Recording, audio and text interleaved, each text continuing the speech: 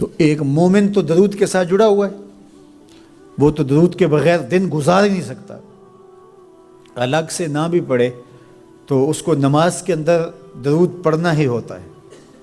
درود ابراہیمی تو نماز کا حصہ بنا دیا گیا اور اس کو کثرت کے ساتھ درود پڑھنے کی ترغیب دی گئی۔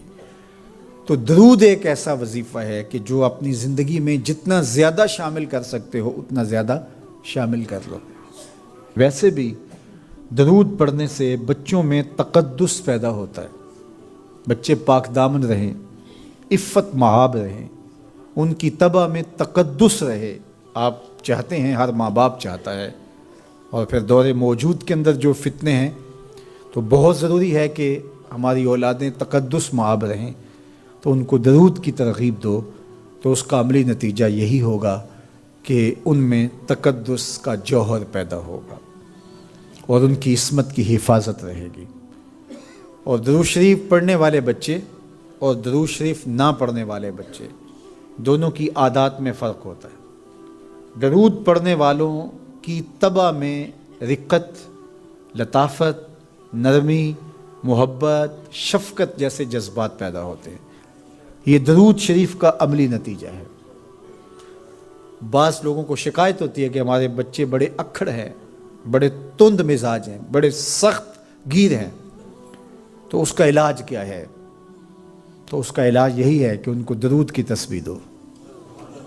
درود اکڑ توڑ دیتا ہے، طبیعت کی تندی نکال دیتا ہے، طبائع کی تلخیاں ختم کر دیتا ہے، محمد عربی کے نام کی مٹھاس پیدا کر دیتا ہے۔ حضور کا نام شہد سے میٹھا ہے، دل آویز ہے، کھنڈ میں اتنی مٹھاس نہیں ہے، شکر اور گڑ میں اتنی مٹھاس نہیں ہے، شہد میں اتنی مٹھاس نہیں ہے، قند اور نبات میں اتنی مٹھاس نہیں ہے جتنی نام محمد میں رکھی گئی۔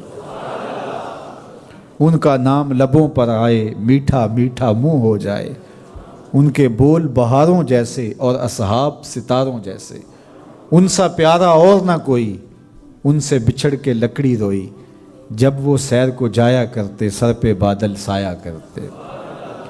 میرے شہر کے ایک پنجابی شاعر ہیں، انہوں نے تو قلم ہی توڑ دیا نا، تینوں سینے دی میں ٹھنڈ آکھاں، اگر آپ کا ذوق ہو تو،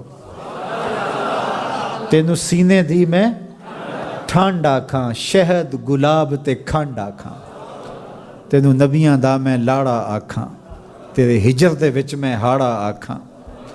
تو ان کا نام ہی میٹھا ہے، دل آویز ہے۔ تو درود غصہ ختم کرتا ہے، طبیعت کی تلخی اور تندی مٹا دیتا ہے، اکھڑ پن ختم کرتا ہے۔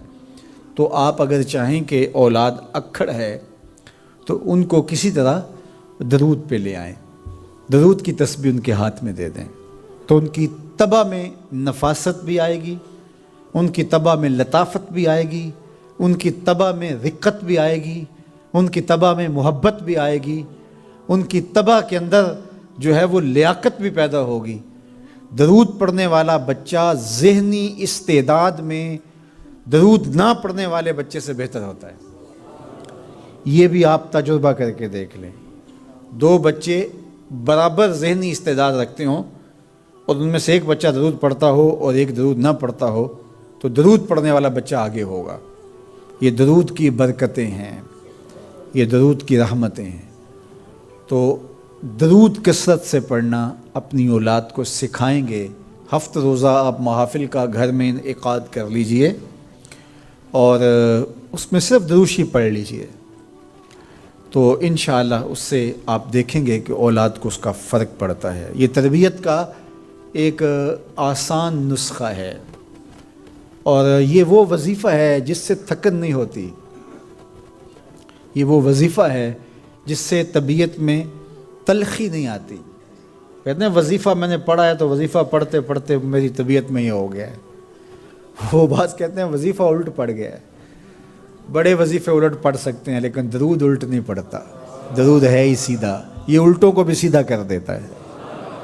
تو درود پڑھیں اور یہ منہ بھی میٹھا رکھے گا، یہ دل بھی ٹھنڈا رکھے گا، یہ دنیا بھی ٹھنڈی رکھے گا اور آخرت بھی ٹھنڈی کر دے گا۔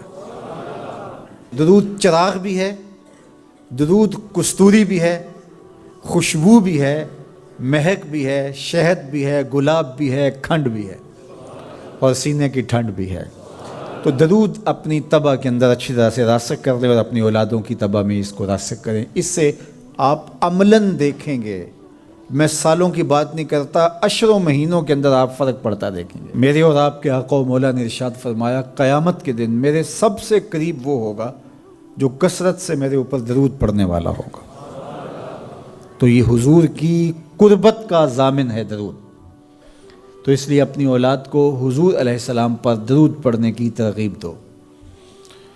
بچپن میں ہی اپنے گھر کے اندر مجالس سے درود قائم کرو۔ روزانہ کی بنیاد پہ ہو تو بہت اچھا، نہیں تو ہر 8 دن کے بعد ایک دن ضرور متعین کر لیا جائے۔ جمعۃ المبارک کے دن کثرت کے ساتھ درود پڑھنے کی ترغیب دی گئی ہے، اور فرمایا اس دن فرشتے حاضر ہوتے ہیں۔